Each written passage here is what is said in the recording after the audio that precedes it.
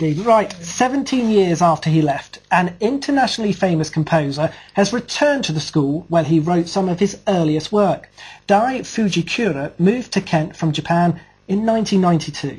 Well, now he has gone back to the music rooms and boarding house where he spent hours practicing the piano, laying the first notes of a career in the music industry. Will Barkway has the full story.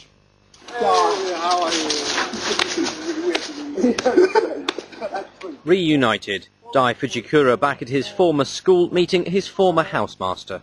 It hasn't changed, and then there are something which changed drastically, obviously. And yeah, it looks much better also. I mean, it's cleaner, and I wish my time was like this. This is the first time he's been back. And it's always, when our students return and see us here, it's always lovely. And Dai, when he was here, was such a lovely, bubbly character. You may not have heard of Swarming Essence, Crushing Twister or Vast Ocean, but Dai's music has been performed across the world and has won a number of international awards. Dai is now an acclaimed international composer and tours right across the world, but he still has fond memories of the boarding house here where he first moved to when he arrived in Kent 17 years ago. I know that the bed was a very low bed around here.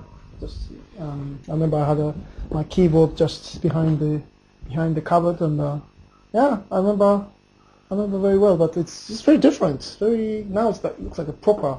You got curtains and everything. And he even drew some inspiration for his music from the town. It is an inspiration. You can't say only those are the inspiration. Maybe consciously, but unconsciously, that's something you can't control. So my experience in Dover College is a really, really big one. An international star reminded of where it all began. Will Barkway in Dover for Meridian Tonight. Still got his feet on the ground, that's the main thing.